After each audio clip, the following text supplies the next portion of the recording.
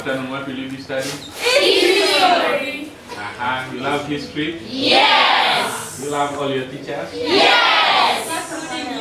Including me? Yes. Okay, that's nice. So let me wish you well with your teacher. Always ensure that you cooperate with him. Yes. Okay? You reach S4. Yes. And then go to S6. Okay, let me wish you a very nice time, okay? Together with your teacher, alright? Yes. Okay, bye. Bye. Okay.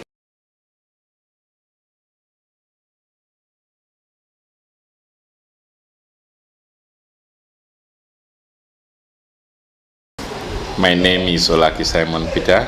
Currently, I'm a deputy head teacher Soroti Secondary School. I am visually impaired. My original place of birth is Katakwi. I'm quite a little bit old. I was born in 1976. I started my education career in 1984. That is in St. Francis Primary School for the Blind, Madeira. And start from my PLE in 1990. 1991, I moved to St. Francis Secondary School for the Blind, where again I sat for my O-level examinations in 1994. In 1995, I now moved to Teso College, Aloet. It was a challenging place because I was the only blind student there. It was, I found life a little challenging. Even gaining admission was very difficult, just being a unique person. And then students, when I would perform very well, they would think I'm being given free marks. So when I kept on appearing among the top 5, I would also be given gifts at school. And in 1997, I sat for my examinations, USCE, still in Teso College, Aloet, where I obtained 20 points by then. That was good achievement. And I went to Makerere University on government scholarship. That was 97 to 2000 when I finished the teaching course, a Bachelor of Arts degree in education. Of course, there were challenges. I was now doing literature and English. And then I needed so many books to use at school. Most of them I would get friends to do the recordings for me, then I would just review recordings. That also happened in Teso College. But eventually I managed to emerge with a second class honors degree, upper division. That was in 2000 when I completed the course. After that, life wasn't so easy. I part-timed in so many private schools around here, like Alliance, Central, SS, Community SS, plus many others around, until I joined government service now in 2004. That was after going for a computer training for the blind in Kenya. And when I did join government payroll, I was first of all posted to Iganga SS, but I didn't work there. I came back to Madeira School for the Blind Secondary, where I worked from 2004 to 2012. In 2013, I was now transferred to Soroti Secondary School. I served as a classroom teacher. When the Education Service Commission of Uganda did advertise for leadership, I applied, did the interviews, and now became deputy head teacher, where I serve till now. But my education career did not stop there. The ministry has a requirement that we all need to have master's degrees. So I applied for a Commonwealth scholarship, and in 2019 I left Uganda at the end of September, where I did pursue a master's degree in education leadership in the University of Manchester. Of course, that was a new environment. Life wasn't the same as you have in Uganda. The place is more organized. and apart from the cold weather and other things, but I was able to weather all that storm, and actually COVID found me there. But one interesting bit was that I was able to follow whatever was happening in Uganda because I had a computer, and internet is cheaper there, not like us here where we have to buy MBs. I was always glued to the TV stations on my laptop, radio stations. I was following our local radio stations as well, and so I didn't miss them so much because I had everything that I needed. While in Manchester, I also did so many things that I never knew how to do, like cooking for myself. At the end, during the COVID era, I then moved on from Manchester to live with a Ugandan friend in London, where I now finished my master's online, defended my research, did my research online, and emerged with a distinction. So on the 3rd of October 2020, I did return. That was the time government now lifted kind of travel restrictions. Then I did come back, and now I have resumed my roles as deputy head teacher in Soroti Secondary School. The school is quite good. Everybody is so receptive. The current head teacher is excellent. He gives me assignments just like he would give any other sighted person. So I don't feel like I'm missing anything. Actually, I'm enjoying my stay and work while in Soroti Secondary School. I think that's the brief biography I can give you about myself. Thank you. Okay, Mr. Olaki. Yes. Most times, some people have actually ignored and described those who are disabled as people who are not able to do a lot in the community. You, as being an example of a person who has achieved a goal in life, a goal that many have seen, what advice would you tell those who undermine this ability? First of all, I do not believe. That's just what I would call attitude. I do not believe in most of those things. It's only the eyes that may, for example, not work, but the brain works. Look at me, for example. I can use a laptop comfortably. I use a smartphone normally. So I don't really think I'm missing anything, only that this one has a program. It's an iPhone, it has a program and reads for you everything. If you want to type, for example, a message, you dictate, it can type for you. Even if I don't want to do that, if it makes errors, I can look for where the letters are and then slide them and then tap. So I don't believe that. The only problem that can be there is that people may make you more disabled. But if given the opportunity to practice whatever you want to do, then disability no longer. This one, I will use it. Yes, you're on something. Okay. So I believe in the slogan that disability is not inability. That's why I always try to perform. And my advice, first of all, to people out there, if you have someone disabled, consider him as a human being who is fit to be helped, who is fit to be in society, and who can perform. So my advice is, let people out there treat any disabled person as someone who is of value to society. You never know. For example, that one you may think cannot do anything is someone who can be a cornerstone to changing the lives of so many other people. Like for me right now at home, I'm the only educated person at home. And when you have that now, it means that I'm supporting everybody, and I'm supporting even so many other people, including some students around who need my help, both financially, sometimes material, and all that. So it's important to treat everybody equally. And then I also advise those ones who have disabled children in their homes to take them to school, because government values them just like it values other learners. That's why for us in class, we are asked to take care of all types of learners, slow learners, moderate learners, and those with special needs. So I encourage all those parents to do that.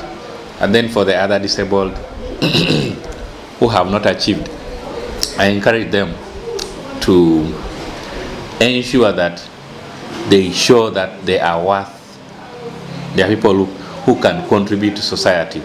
That's one thing I would advise them. They shouldn't shy away. They should show their potentials, because this is a world of competition.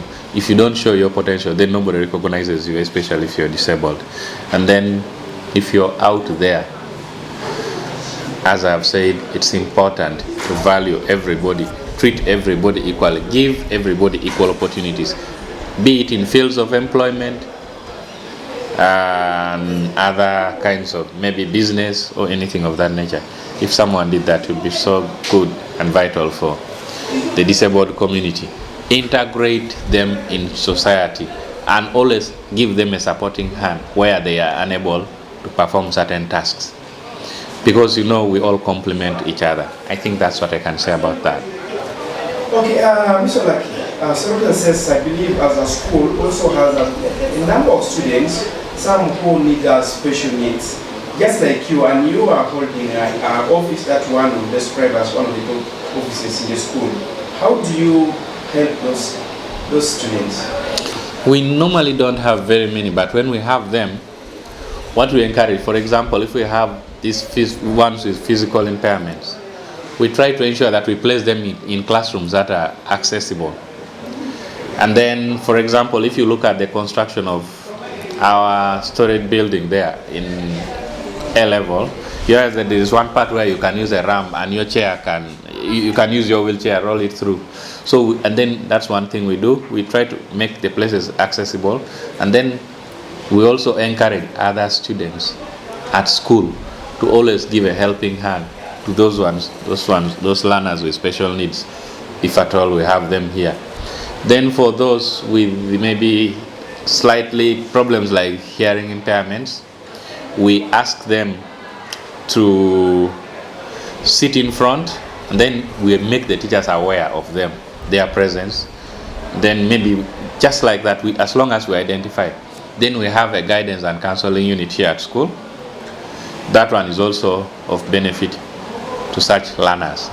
Our teachers are trained to handle them. Actually, we had a training just of late before the reopening of schools. So teachers are well equipped to handle even learners with special needs while at school here. That's what we do. Okay, Mr. Olaki, looking at you right now, you're dressed in a very gentle way. One would actually ask a question: who helps Mr. Olaki choose what he's supposed to put on daily basis? How do you come up with your dress code? Because you are putting on matching colors. There's no color crash. If a fashionista would actually come to this square, who helps you? Wow, that's nice. I have people I live with at home, so I ask them to match. I decide, because I know all the colors of the clothes that I have. Today I can say I want to put on this color, ensure that I get the best necktie. Then you look at my phone here. If I wanted to get anything out, to know the color of a cloth, I have an app here. It's called Seeing AI. When I click onto that app and then point to the camera at what I'm putting on to tell me the colors of the dressing that I have, so I'm able to know. That is technology at its best. Wow. How do you find the school as a whole? This is among the best places to live in. Soroti S.S is one of the best places that anyone would admire to be in. First of all, it's in the center of town. Two, everything that I would need is at a stone's throw. Then the facilities such as electricity, water, and all those are available. Imagine if I had been in a village school, probably I would not be able to access all this. And then transport costs moving from place to place are kind of cheap. And then the relationship that I have with the staff and the students, you witnessed in class, they told me we love our teacher, including you. So that kind of atmosphere that is created makes it among the best places for me to always want to be in. So it's actually a fantastic place. Mr. Olaki, just like any other staff in some places, there are always times when they are off and they have like time to refresh themselves. What do you do during your free days? Like for example, take an example of a Saturday or a Sunday. What do you do? I play music on the keyboard. That one I do it at home if I want to. Then move out with friends, going outing, can go for outing, socialize with others. And then sometimes TV, football. I love football so much. I'm a Manchester United fan. That's why actually I even decided to go and study in the University of Manchester. I had been admitted to 4 universities, but I chose this one. So some of the hobbies I do. Then listening. Sometimes I help students around who would like to be helped with, maybe come with questions. In literature, I can help them. Yeah, that's basically how I pass my day. You said the young people you live with at your home. Does that mean that Mr. Olaki has a family? He's a married man? Yeah, a married man with about 4 children. And my wife is a doctor. Yeah. Okay, Mr. Olaki, just conclude. What is your dream? Everyone actually has a dream. What dream do you have? I have so many dreams. For me, I want the sky to be my limit. I want to serve Ugandans to the highest offices possible, from head teacher to commissioner to whatever level that I can succeed. I really want to do things that any visually impaired person may not have achieved. That is my dream, and to be somewhere up top. I don't intend just to remain in a school. Yeah. Okay. What is your last message that you have for those people who are watching you right now? What message do you have for those people? Oh, message to whoever could be watching me, my dear friends. Simon here, as you can look at him, is jolly, always smiling, and if we meet around, treat me just like anybody else. Treat me like any other friends, and treat me just like your equals. If it's time for smiling, let's smile. If it's time for laughing, let's laugh together. If we are discussing, just know that the discussions that we'll have will be mature discussions. And maybe the last thing I can say is, I love you all. Thank you. Okay. My name is Amongni Rebecca. I'm a teacher here, teaching also literature and English. Mr. Olaki is somebody who is very good to be with, and he was my teacher actually from senior 2 up to senior 6. He taught me English and literature.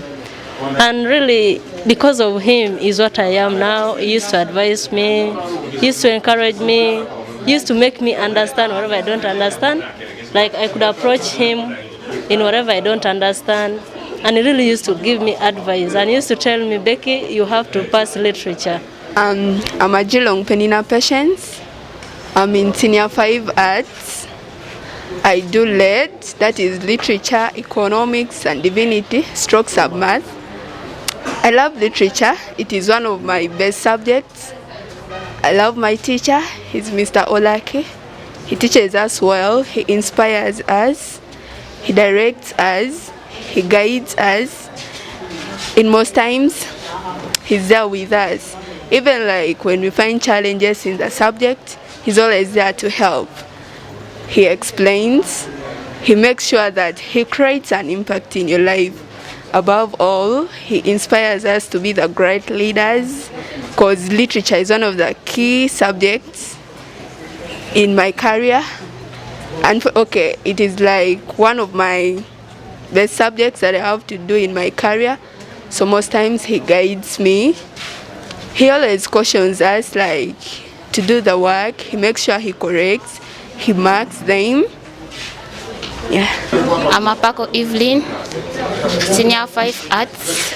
I do lead stroke sub maths, that is lit, economic, divinity. I like lit the most, and I even enjoy the teacher. The teacher is a good man. He makes us to understand everything we speak. Like, he can explain in details really what we know about that thing. And even when we're in class, we enjoy his lessons. He makes us to feel better, and we laugh even at most times. My name is Apia Sandra. I do leg, stroke, submath. Actually, I first wanted to say that Mr. Olaki is a very good teacher. Via literature, he explains everything well. In fact, if you don't understand anything, he can repeat anything you want.